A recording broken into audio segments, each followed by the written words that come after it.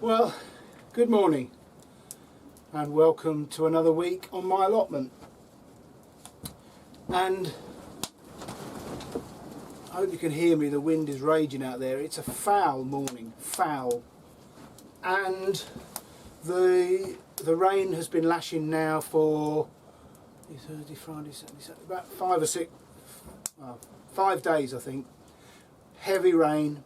I have got thoroughly soaked every night or every afternoon after work. I have to take all my waterproofs, multiple sets of waterproofs in the house to dry.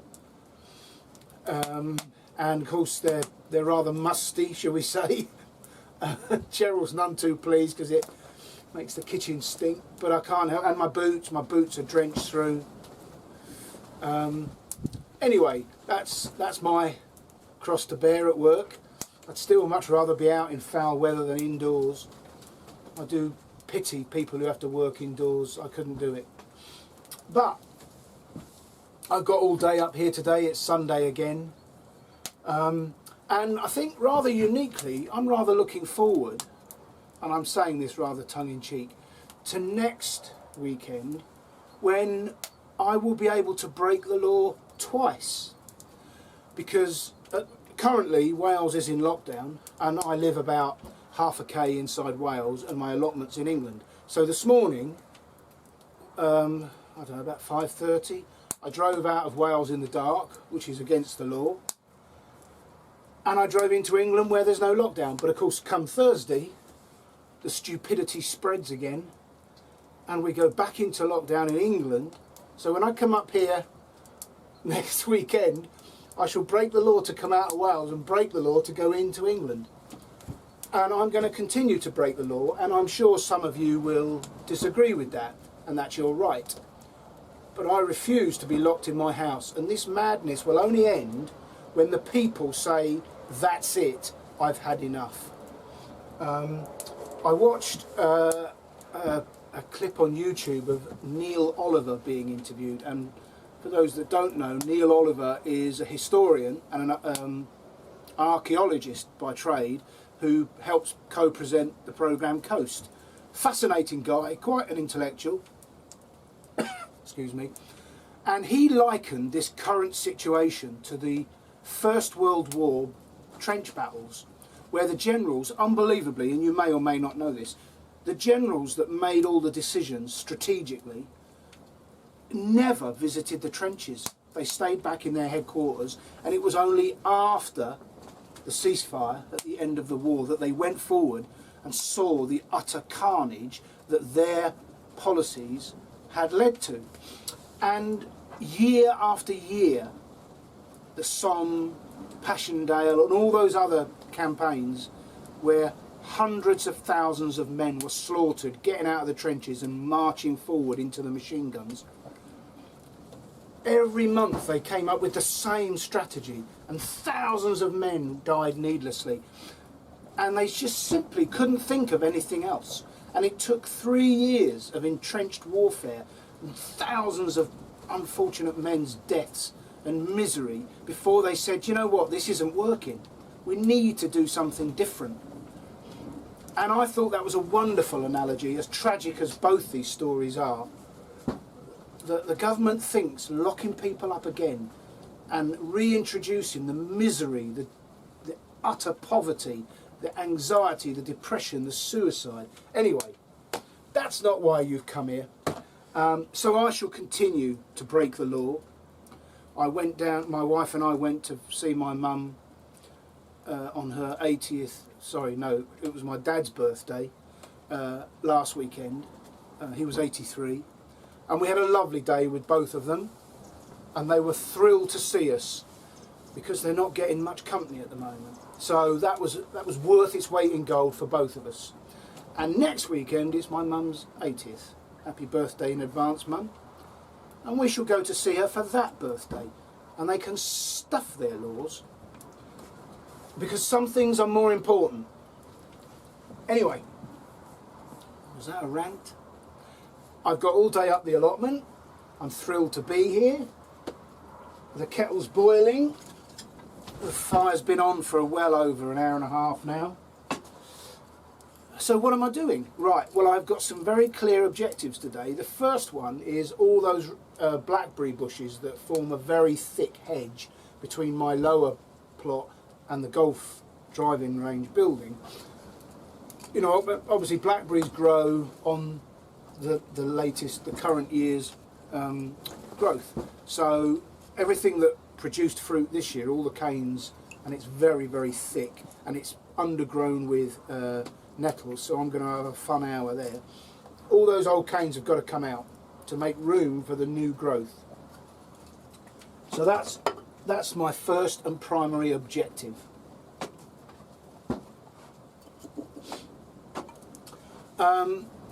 Then the chap next to me, who's never here, doesn't grow anything and just titivates around on his plot, which is his right, he pays for it.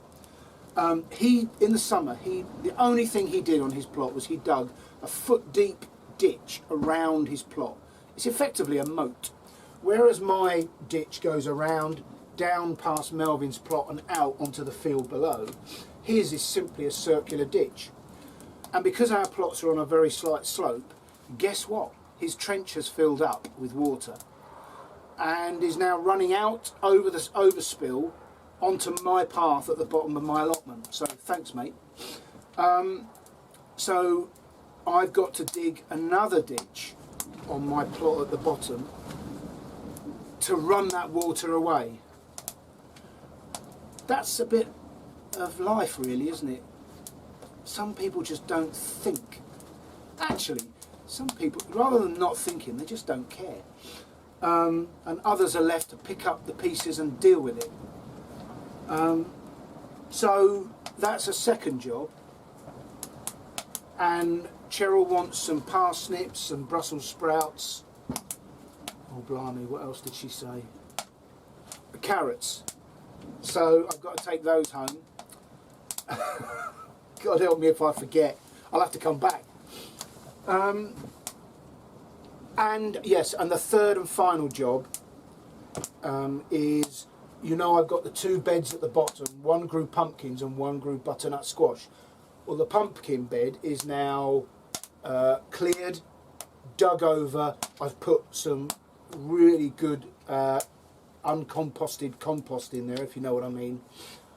And that's now got onions in it. The second bed, which had the butternuts in it, they're still there, and I've got to clear all that. In fact, there's some pumpkins in there as well, and they're still sat there. So that's got to be cleared, and that's the bed I've got to dig the ditch round. So they're my three jobs today, and how far I get with them, I'm not worried. Because, you know, like I say, it's raining hard outside, the wind is blowing. The forecast is for the rain to ease a little bit through the day, but we shall see. We'll see how that goes. And the other news I have is I've bought a new compost bin for home. So I've brought the old compost bin up here, and we'll have a bonfire, or well, whether we will or not now because of this lockdown, I don't know, but we're planning, a couple of us, to have a bonfire here, as we do every year, to get rid of all the detritus that lies around the plot. So I've stacked all that up down there. That's the old compost bin from my garden. And we saw an offer in Kitchen Garden magazine for a thing called an Aerobin. So we've spent a couple of £100. They had a 10% offer in the magazine, so we took advantage of that. And we've bought it, it's arrived, and I have now put it together and installed it. And it's now about a third full of compost, or you know, the makings of it. So welcome along for another week. Thank you for subscribing if you have. Welcome to those few chaps who've recently subscribed. I hope you stay for a while. And let's go and have a look at my new compost bin.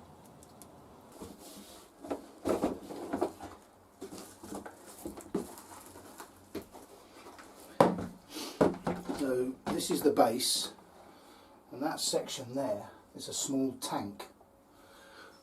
And that small tank at the bottom of the compost bin, holds what they call a leachate. So it's basically the liquid runoff from the composting process runs into this tank at the bottom, and then at the end I'll attach a pipe, which means I can run off the leachate and use it as a fertiliser mixed 20:1 with water.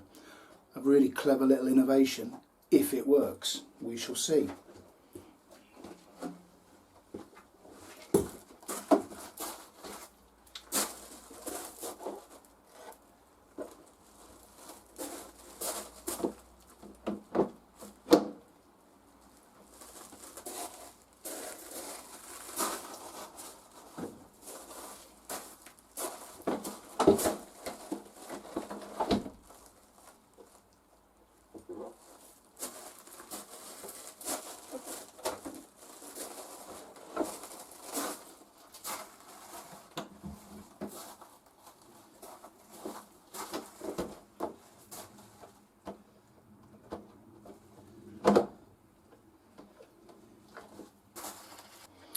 This is the system that goes down through the middle, which allows air to flow through into the various depths of the composting material.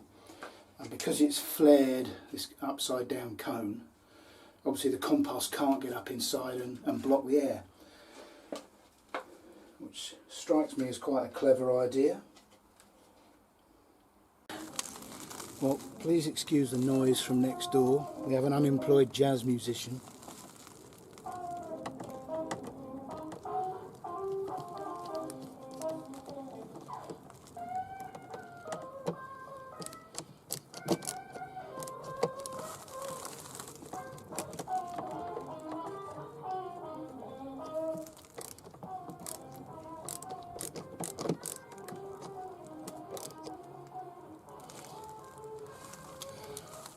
Okay, so that swivels to turn it on and off, but that was fairly simple.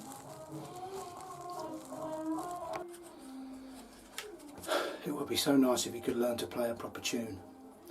Anyway, on the other end of that leachate hose that's coming off the compost bin, they've provided another Jubilee clip to fasten it onto this valve, which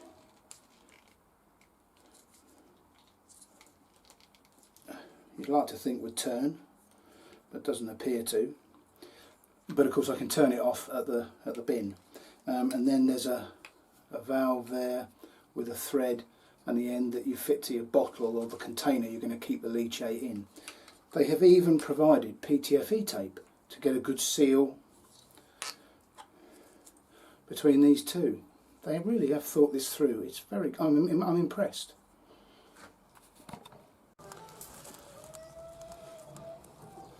To get that onto there, I need to use a bit of boiling hot water. Having already put the Jubilee clip on the hose, of course.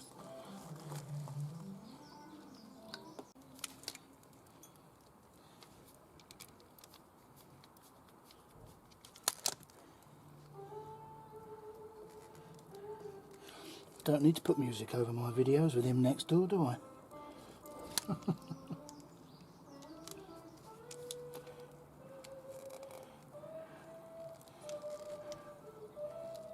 Yeah, there we go.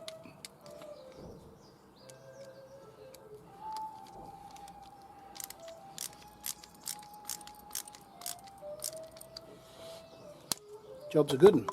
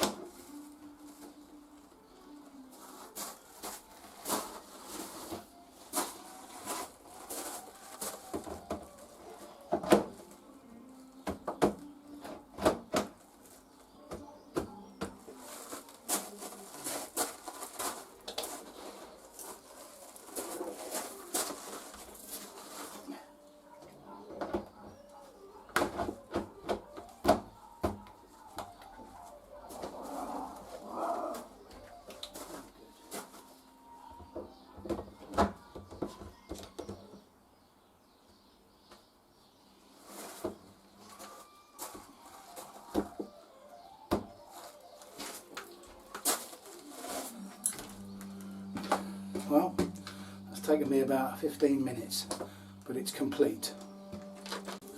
And to get the process started, I'm just going to add a bit of my own homemade compost from the last compost bin that I've just broken up.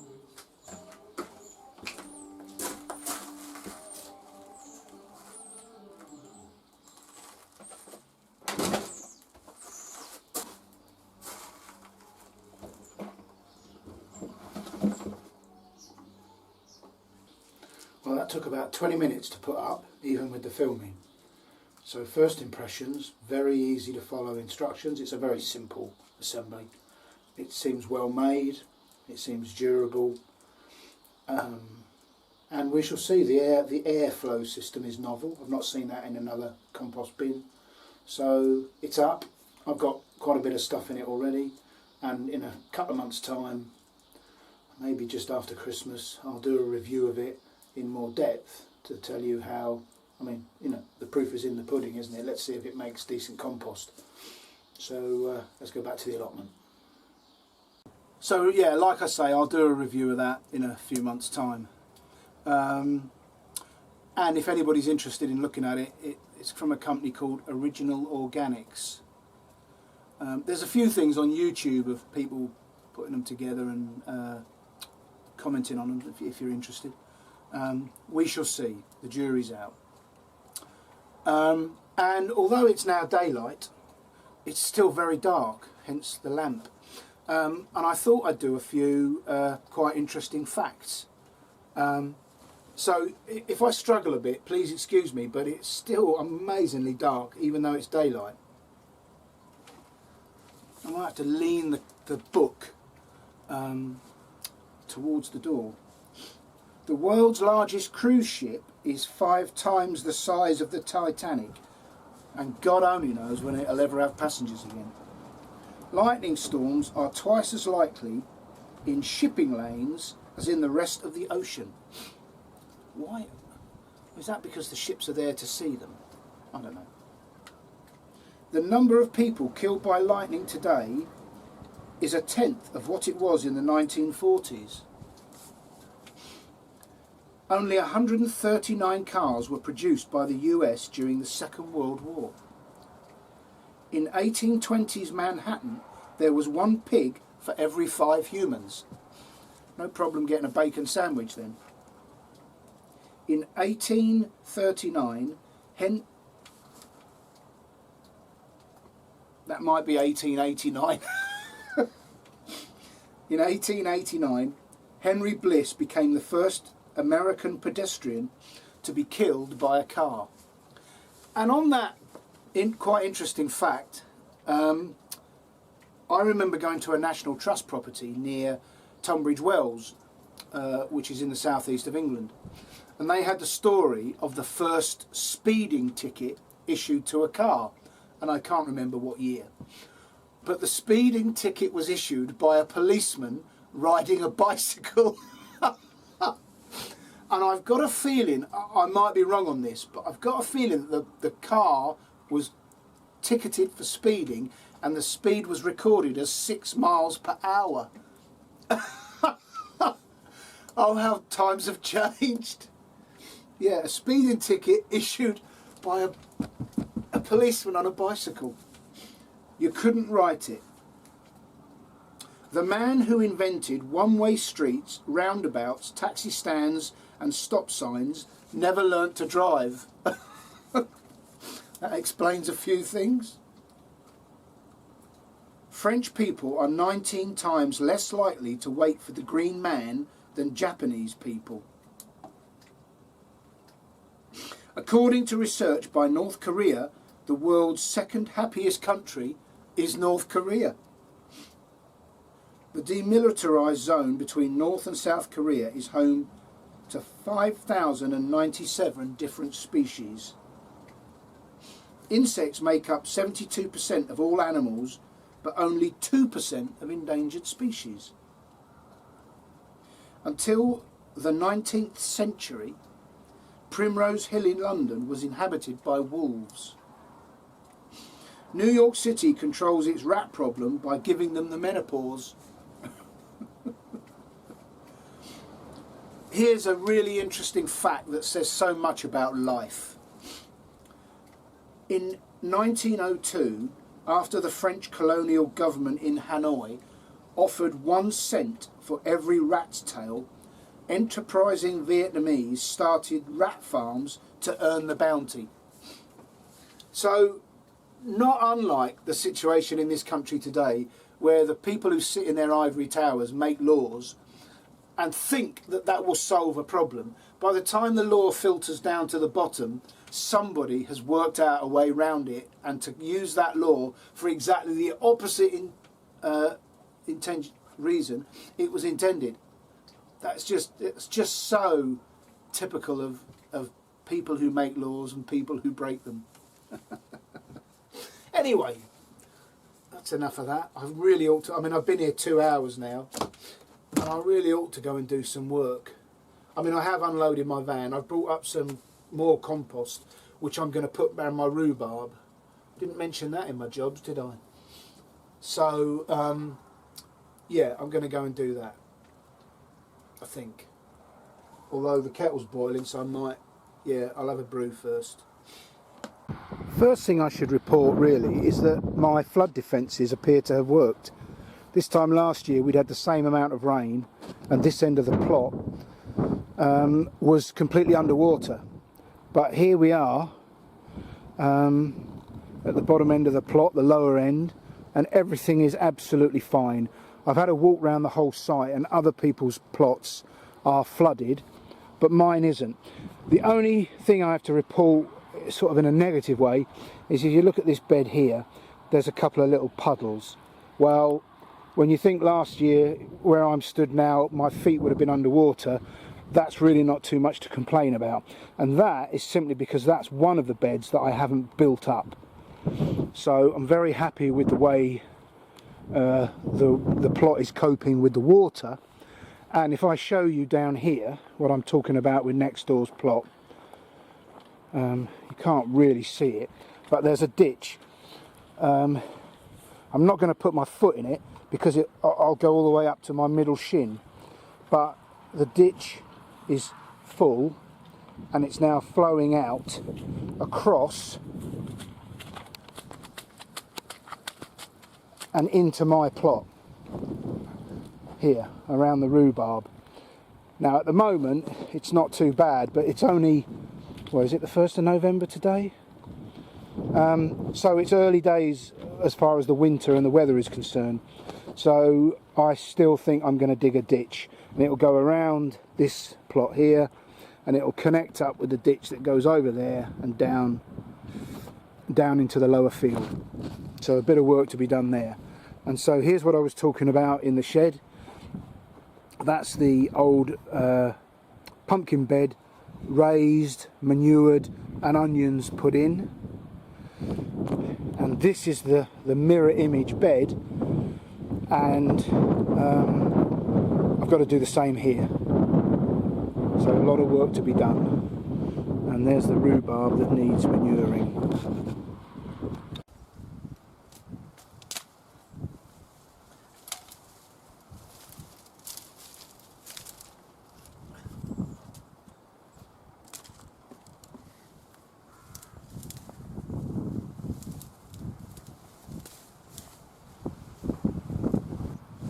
Well, you've heard the phrase, you have to crack an egg to make an omelette. Half an hour in, and I've made a lot of waste, but it's starting to clear. A few more nettles to go. Well, a few minutes and a lot of hard work later, that looks a lot better. A lot of air and light for new canes to grow if they do. But the ones I've got that will bear the fruit next year are all tied in, and it looks a lot better. But of course, if you've got an allotment or a garden of any description, you'll know the eternal problem is not that work there. It's that stuff there. So now I've got the nettles are going in the compost heap. They're good for the compost. And that lot I'm going to move down to the bonfire site, ready for our bonfire in a couple of weeks' time. Right, wish me luck. Well, that took longer than I expected, but then everything always does. And as you can see now, that's much neater, much healthier for the plants. Not such a wind block, the wind will pass through that. All the detritus is down where the bonfire will be in a couple of weeks hopefully, and all this sort of general muck, the leaves will just blow away. So yeah, very happy with that. I think I've earned a cup of tea. Well, it's just about 10 o'clock, naffy break.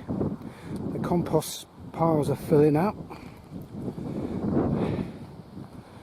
and I've emptied the 3 bags of my homemade compost conveniently onto the 3 crowns of rhubarb, taken away all the old rotting leaves. I've raked off the butternut squash plants and the other bigger weeds, and now I'm going for a cup of coffee, and I've just got to sort this muck out and dig a ditch.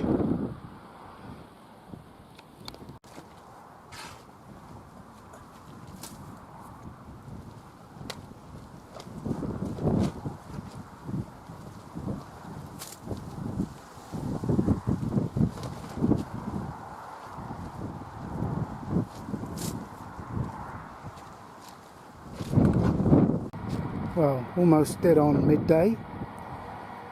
I've already shown you that, I know. But the ditch now goes around the outside of this bed.